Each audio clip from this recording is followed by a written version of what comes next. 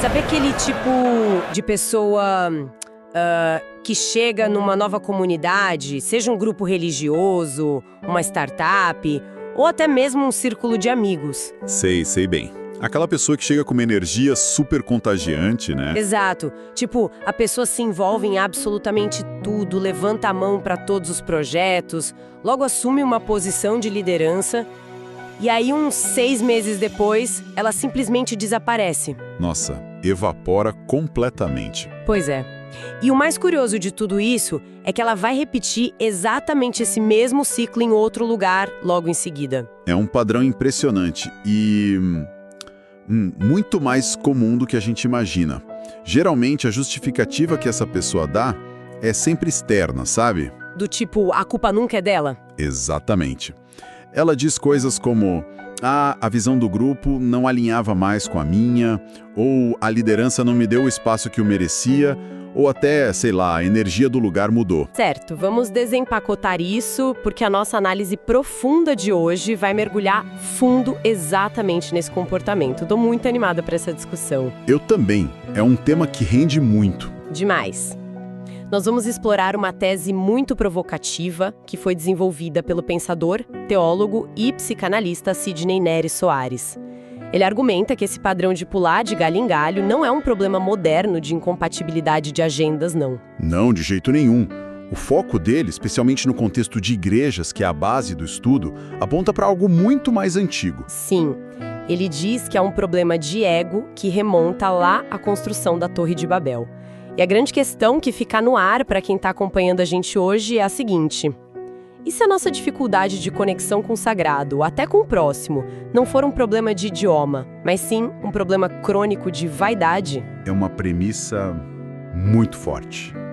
E o trabalho do Sidney é brilhante justamente por isso, sabe? Ele não fica flutuando apenas na superfície. Ele vai bem fundo, né? Muito fundo. Ele transita livremente entre a exegese bíblica, que é aquela interpretação profunda dos textos antigos, e o divã psicanalítico moderno. É o tipo de material que não entrega respostas fáceis, como se fosse uma cartilha. Ele desmonta algumas certezas. Exato. Ele faz aquelas perguntas bem desconfortáveis que desmontam as nossas certezas absolutas sobre o porquê fazemos o que fazemos. Ele acaba diagnosticando uma crise muito atual entre a forma, tipo a aparência externa da espiritualidade, e a essência verdadeira. Então, para a gente entender como a humanidade chegou nessa superficialidade moderna, a gente precisa voltar a fita, e voltar muito. Até o comecinho de tudo. Isso, precisamos ir até o momento em que a humanidade meio que quebrou a comunicação pela primeira vez. Vamos falar sobre o contraste histórico e teológico entre a Torre de Babel, lá no livro de Gênesis, e o evento do Pentecostes, no livro de Atos dos Apóstolos. O que é fascinante aqui é que, quando olhamos para o cenário de Babel, ali havia total unidade linguística. O texto diz claramente que toda a terra tinha uma só língua e uma só fala. Ou seja, eles se entendiam perfeitamente. Em termos técnicos e práticos, sim, a comunicação fluía. Mas o coração humano estava completamente fechado para o divino e focado apenas em si mesmo. Uma autoexaltação total. Exato. O lema do projeto deles era: façamos para nós um nome. Era o ápice do ego. Sabe que, pensando nisso, a imagem que me vem à cabeça agora é a de uma grande equipe corporativa de tecnologia, por exemplo. Todo mundo ali domina a mesma linguagem de programação, usa os mesmos jargões de gestão, o sistema da empresa funciona sem nenhum atraso. Uma equipe redondinha, teoricamente. Teoricamente. Mas aí o projeto principal fracassa miseravelmente. E por quê? Porque todos querem ser o chefe. Todos querem levar o crédito da ideia genial para serem promovidos. E no fim das contas, ninguém escuta verdadeiramente ninguém. Uma analogia perfeita. É bem por aí. O idioma é exatamente o mesmo. A ferramenta está ali, mas a comunicação é zero. Porque a barreira real não é o vocabulário, né? É o orgulho. Com certeza. A linguagem em Babel não servia para conectar pessoas a um propósito maior. Servia exclusivamente para a construção de um monumento ao próprio ego deles. E a resposta de Deus para isso foi bem drástica. Foi. A resposta divina é a confusão das línguas e a dispersão geográfica. O homem tenta subir à força, tenta centralizar o poder e o resultado é só caos e fragmentação. Nossa, mas tem um ponto no meio dessa cronologia, entre Babel e o Pentecostes, que me deixou muito curiosa lendo o material. A análise menciona que houve um período de silêncio de Deus, um chamado período interbíblico. Sim, o famoso silêncio profético. Espera aí, para quem não tem esse mapa teológico desenhado na cabeça, o que foram exatamente esses 400 anos de silêncio? Excelente pedido de pausa, é bom a gente contextualizar. Entre o fim do que a gente conhece como o Antigo Testamento, que termina ali com o profeta Malaquias, e o início do Novo Testamento, com o surgimento de João Batista, há um vácuo histórico. Um buraco na linha do tempo. Isso. São aproximadamente 400 anos em que não há registros de profetas falando em nome de Deus para o povo.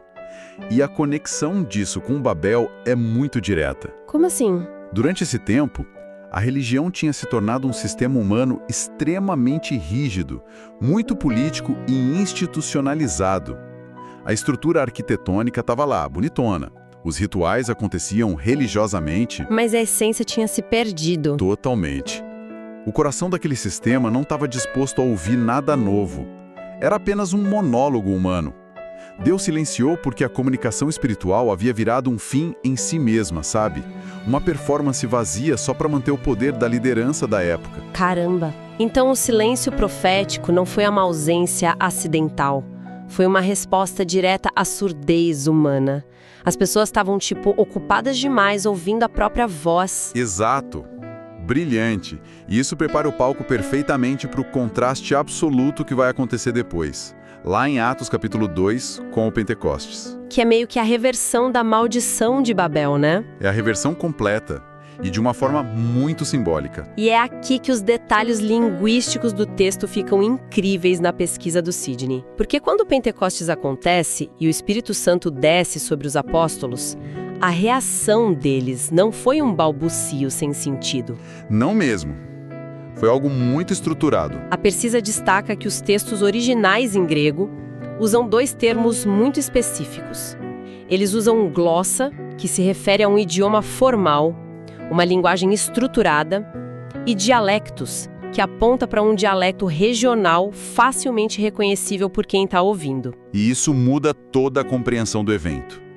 Porque o Pentecostes foi, antes de tudo, um milagre de comunicação transcultural. A linguística diferencia muito bem duas práticas aí. Conta mais sobre essa diferença. A gente tem a glossolalia, que é o ato de falar em línguas estáticas, emocionais, que são racionalmente incompreensíveis sem um intérprete.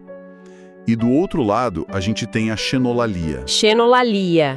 Que é quando a pessoa fala um idioma real, né? Isso, é a capacidade repentina de falar em um idioma estrangeiro real, sem nunca ter estudado ou tido contato com a língua antes. E o que aconteceu em Atos foi xenolalia pura. Uau! Pessoas de várias nações reais, de lugares distantes, como partos, medos, egípcios, romanos, todos eles ouviram a mensagem sendo pregada nas suas próprias línguas maternas. Então, se a gente parar para pensar bem, o verdadeiro sinal de que algo divino estava acontecendo no Pentecostes não é o barulho de vento forte ou aquelas línguas de fogo visualmente impactantes. Não, esses são só os elementos visuais. O milagre real é a capacidade milagrosa de ser compreendido com clareza por quem é totalmente diferente de você. Sem dúvida alguma. Babel foi o homem tentando subir, gerando uma confusão que separa todo mundo. Pentecostes foi a manifestação divina descendo, gerando o entendimento que une as pessoas. Uma conexão verdadeira para fora, né? Exato. O propósito ali era totalmente missional, voltado para o benefício do outro.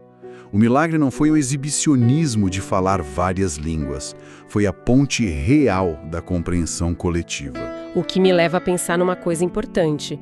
Se o padrão original, lá em Atos, era clareza absoluta e perfeita para espalhar uma mensagem transformadora, como é que a gente foi parar em cenários tão confusos hoje um dia? Cenários de puro ruído, você diz? São ambientes onde os cultos parecem um caos, onde quem está de fora entra e não entende uma vírgula do que está acontecendo.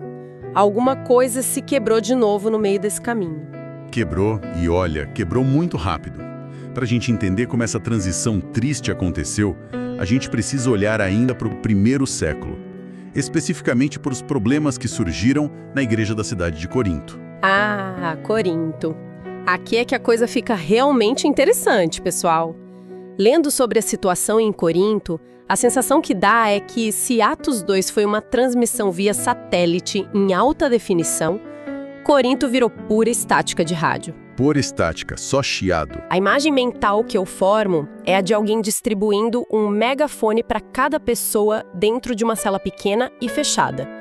Todos têm voz, a energia da sala tá lá no teto, tá todo mundo gritando e gesticulando ao mesmo tempo, mas no fim do dia é só barulho. Ninguém entende o que a pessoa do lado tá tentando comunicar. Nossa, a imagem da sala com megafones descreve com uma precisão cirúrgica o problema relatado lá na primeira epístola aos Coríntios, ali pelos capítulos 12 a 14. Tava fora de controle, né? Totalmente. Ao contrário daquela xenolalia límpida do Pentecostes, a igreja de Corinto foi tomada por uma glossolalia religiosa frenética. As pessoas falavam em línguas que ninguém ali compreendia, a menos que tivesse um intérprete. E o aspecto mais crítico disso tudo é que o foco da prática mudou drasticamente. Mudou para pior. Sim. Em Atos, a comunicação existia para alcançar o mundo. Em Corinto, o dom virou uma ferramenta de status social interno. Sabe aquela coisa de quem fala mais alto, por mais tempo ou de forma mais exuberante, parecia ser mais espiritual aos olhos do grupo. Uma competição de espiritualidade. Exatamente. O movimento passou a ser voltado para dentro, só alimentando o ego e buscando apenas a edificação pessoal, esquecendo do coletivo. Mas aí eu tenho que te perguntar, usando a lógica básica da coisa, se o negócio lá em Corinto estava tão fora de controle, causando divisão e atrapalhando quem vinha de fora, por que o apóstolo Paulo simplesmente não proibiu tudo de uma vez? Seria o caminho mais lógico, né? Sim, seria muito mais fácil. Assinar um decreto dizendo, olha, acabou a brincadeira, a partir de amanhã ninguém mais faz isso nos nossos encontros. Seria fácil.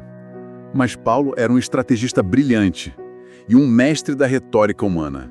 Se ele apenas proibisse aquilo de forma autoritária, ele ia acabar criando mártires da experiência religiosa. Pessoas iam dizer que ele estava apagando o fogo do grupo. Exato. Iam dizer que ele estava reprimindo a liberdade espiritual deles.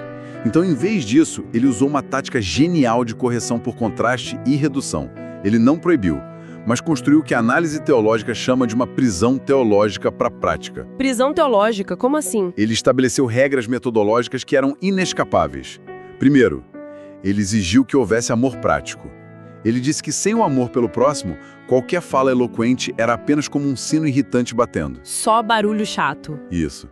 Depois, ele colocou limites matemáticos e de ordem. Ele determinou que apenas 2 ou 3 pessoas poderiam manifestar esse dom em um encontro, e rigorosamente uma de cada vez. Organizando o caos da sala dos megafones. Perfeito. E aí veio a cartada final.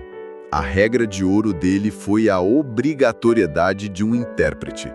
Se não houvesse ninguém ali capacitado para traduzir o que estava sendo dito, de forma que o grupo inteiro pudesse aprender, a ordem expressa de Paulo era o silêncio absoluto.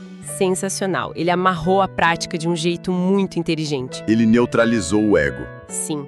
Ao exigir que o dom servisse obrigatoriamente à coletividade e à compreensão de todo mundo, ele esvaziou totalmente a vitrine de exibicionismo de Corinto. Se a pessoa só queria se exibir, mas não tinha tradução, ela tinha que ficar sentadinha e calada. Exatamente. A genialidade dele está aí. Paulo não estava validando o caos ruidoso de Corinto como um novo normal. Ele estava corrigindo o grupo severamente. O alvo primário e final de qualquer comunicação espiritual, segundo ele, tem que ser sempre o entendimento e não o espetáculo. E a verdade nua e crua é que essa tensão entre a clareza que edifica o outro e o espetáculo que massageia o próprio ego não ficou presa lá no primeiro século. Infelizmente não. Ela saltou o muro da história e explica perfeitamente a dinâmica de muitas comunidades em que a gente vive hoje. Com certeza. A pesquisa avança para o cenário contemporâneo e observa muito de perto o crescimento de movimentos religiosos atuais. Movimentos que colocam a experiência emocional, sensorial, o sentir, como o centro absoluto da vivência humana. Sim, a análise do Sidney contextualiza como igrejas mais antigas e tradicionais, que costumam ser muito focadas na liturgia e na doutrina formal, perderam uma parcela enorme de espaço para movimentos pentecostais e neopentecostais. Os números mostram isso claramente. O diagnóstico aponta que muitas pessoas começaram a buscar ativamente uma experiência espiritual que fosse palpável, catártica. Elas não queriam mais apenas o exercício intelectual da fé. Elas queriam sentir algo forte. E os dados da sociologia e da história da religião confirmam que esse crescimento numérico é um fato incontestável no mundo todo. No entanto, o diagnóstico teológico que o autor propõe faz uma distinção muito dura aqui. Uma linha de corte, né? Isso. Ele argumenta, e de forma bem neutra em relação a denominações, que crescimento vertiginoso de público não significa necessariamente que as práticas internas estão fundamentadas na essência do texto bíblico. Muita gente na sala não quer dizer que a comunicação está certa. Exato. O que se argumenta é que muitas práticas atuais, embora ostentem o rótulo de movimento do espírito, operam na verdade reproduzindo aquele mesmo padrão desordenado de Corinto.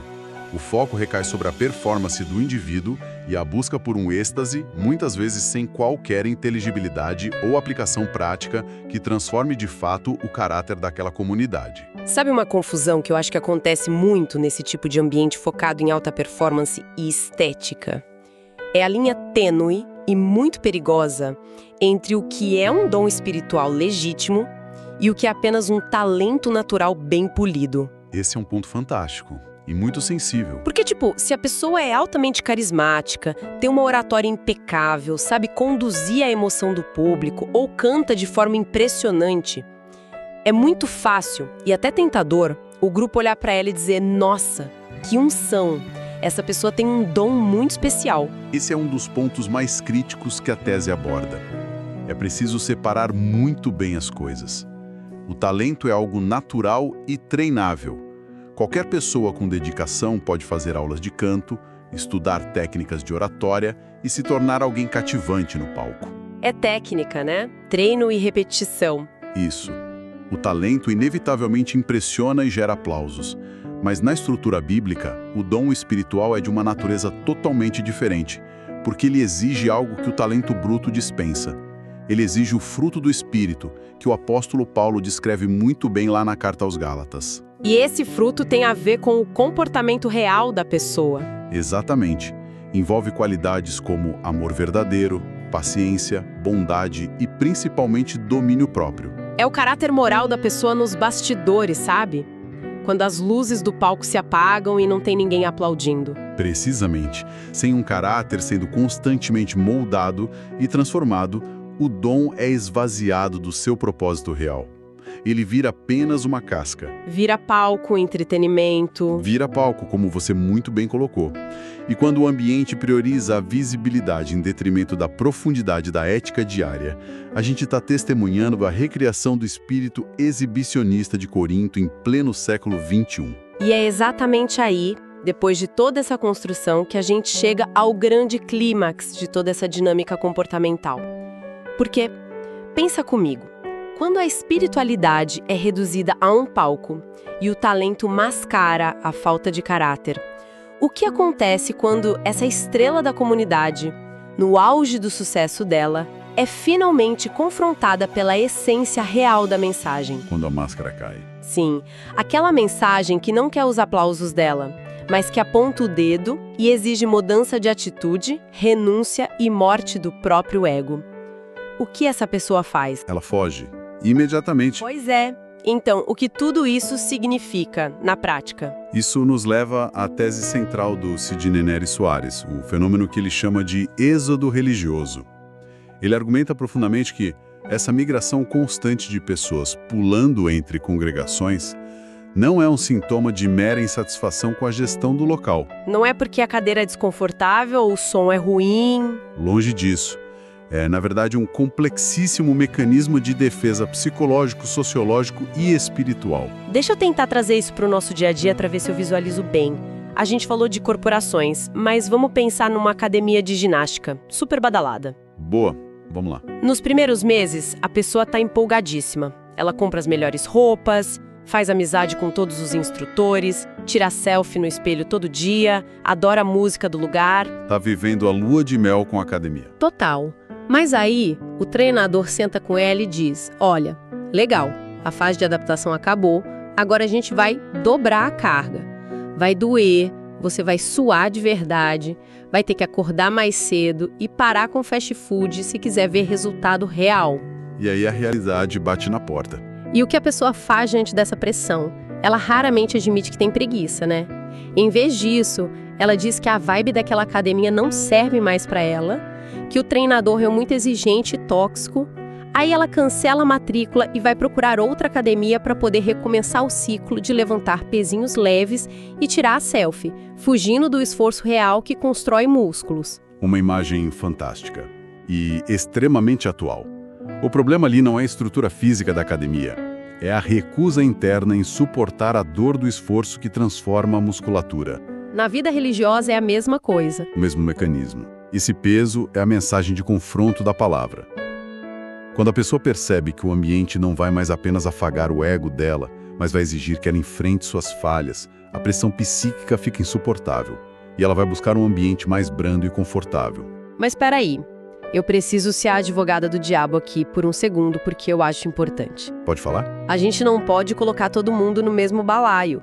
Nem toda saída de uma igreja ou comunidade é fuga por vaidade, certo? A gente ouve o tempo todo na mídia sobre lideranças tóxicas, manipulação, abuso espiritual e até escândalos de corrupção. Com certeza. Como a gente diferencia uma saída saudável de alguém fugindo legitimamente de um ambiente abusivo, desse êxodo religioso egocêntrico que a tese do Sidney descreve? Olha, essa é uma distinção não apenas crucial, mas obrigatória para sermos justos com as fontes e com as pessoas. Fugir de um ambiente de comprovado abuso espiritual, onde líderes manipulam, oprimem psicologicamente e exploram os membros, não é um êxodo baseado no ego. É sobrevivência. É instinto de autopreservação e saúde mental. A tese não invalida saídas legítimas de forma alguma. O foco da análise do autor é o padrão comportamental repetitivo e cíclico. O padrão é a chave. Sim. Se você foge de uma liderança controladora e encontra cura e cria raízes em outro lugar, isso é uma transição super saudável. Agora, presta atenção no padrão do vaidoso. Se a pessoa passa por 5, 6 comunidades diferentes no espaço de poucos anos, e o problema sempre termina sendo que, o líder não valorizou meu dom, ou a congregação não era receptiva com as minhas ideias brilhantes. Ou tipo, o sermão não atendeu minhas expectativas de hoje. Isso. A estatística e a psicologia nos dizem que o denominador comum dessas falhas não são os diversos ambientes por onde ela passou. O denominador comum é a própria pessoa. Faz todo sentido. Isso separa perfeitamente a vítima real de um abuso do protagonista vaidoso. E isso levanta uma questão importante, sabe? Para sustentar que esse padrão repetitivo é realmente uma fuga orquestrada pelo ego, a análise traz uma artilharia teórica muito pesada. É uma mistura fascinante. A gente vê o cruzamento de teologia clássica, psicologia moderna e sociologia para tentar explicar por que é tão absurdamente difícil para o ser humano simplesmente admitir a falha e decidir mudar. E como essas áreas explicam isso? Na teologia, o reformador clássico João Calvino já cravava lá no século XVI que o coração humano é uma verdadeira fábrica de ídolos. Sempre criando algo para adorar. Sim, estamos sempre criando e buscando deuses ou até líderes que nos aplaudam em vez de nos confrontarem com as nossas próprias misérias. E séculos depois, o teólogo Dietrich Bonhoeffer batia fortemente na tecla do que ele chamava de graça barata. Graça barata, explica melhor. É basicamente o desejo desenfreado do ser humano moderno de ter todos os benefícios emocionais do perdão e do status religioso, mas sem pagar absolutamente nenhum custo do discipulado e da transformação de caráter. Ele quer o benefício, mas não quer o sacrifício. Eles mapearam o problema sobre a ótica espiritual, né? Mas a psicologia desce um nível e explica a mecânica disso lá dentro dos nossos neurônios. Sigmund Freud, o pai da psicanálise, falava bastante sobre os mecanismos de defesa. Sim, para a psicanálise, o ego simplesmente não tolera a dor intensa da sua própria desconstrução. Ser exposto causa uma angústia profunda. Mas o conceito psicológico que mais ilumina esse comportamento específico do êxodo é o de dissonância cognitiva, que foi desenvolvido brilhantemente pelo psicólogo social Leon Festinger. Pausa rápida aqui para a gente garantir que todo mundo que está ouvindo consiga acompanhar. Como essa tal de dissonância cognitiva funciona na prática, lá dentro da cabeça dessa pessoa que está quase arrumando as malas para sair da comunidade. Funciona como uma engrenagem travada. Imagina que a pessoa sustenta uma crença central muito forte sobre si mesma. Na cabeça dela, ela pensa: eu sou uma pessoa moralmente superior, altamente espiritual e muito generosa. Uma autoimagem perfeita. Isso. Aí, durante um sermão duro ou num conflito direto com um membro do grupo, ela é exposta ao oposto absoluto disso. A mensagem que ela recebe é: olha, você está sendo profundamente egoísta e arrogante nessa situação. Nosso choque deve ser gigante. O cérebro dela, nesse exato instante, abriga duas informações conflitantes que entram em choque violento. E Festinger provou que isso gera um desconforto físico real, uma agonia mental crônica. A mente odeia contradições internas. O cérebro entra num curto-circuito total tentando resolver esse conflito de identidade. Exatamente isso. E para aliviar essa tensão paralisante, ela tem dois caminhos. O primeiro caminho é aceitar a crítica, reconhecer o egoísmo e decidir mudar de verdade. Mas isso destrói a autoimagem perfeita dela, né? Exige trabalho duro e dói demais. Dói muito. Então ela costuma ir para o segundo caminho, que é descredibilizar a fonte que trouxe a crítica. Ela diz para si mesma: esse líder não sabe o que está dizendo, ou esse grupo não tem amor suficiente para me entender. É infinitamente mais fácil e indolor para o cérebro culpar o ambiente e ir embora, do que reconfigurar toda a própria identidade moral. Mudar de endereço vira o analgésico perfeito para a mente angustiada dela. Caramba! É um analgésico muito sedutor e poderoso. E observando o mundo ao redor, a sociologia atual praticamente empurra todos nós para tomarmos esse analgésico todos os dias em todas as áreas da vida. Aquele conceito famoso de modernidade líquida, do sociólogo Zygmunt Bauman, se encaixa como uma luva aqui. Bauman foi cirúrgico e visionário ao descrever como a nossa sociedade transformou todas as relações em algo temporário e descartável. Se um aplicativo no celular demora 5 segundos a mais para abrir, a gente deleta e baixa outro. Sim.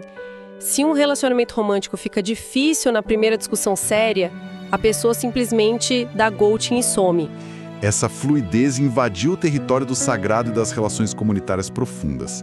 A fé e a participação no grupo viraram bens de consumo focados na experiência e satisfação do usuário. Se a liturgia não me causa mais arrepios na espinha, ou pior, se a pregação aperta os meus calos morais exigindo compromisso, eu simplesmente cancelo a minha assinatura daquela comunidade. E vai buscar no mercado religioso um serviço concorrente que atenda melhor e sem fricção.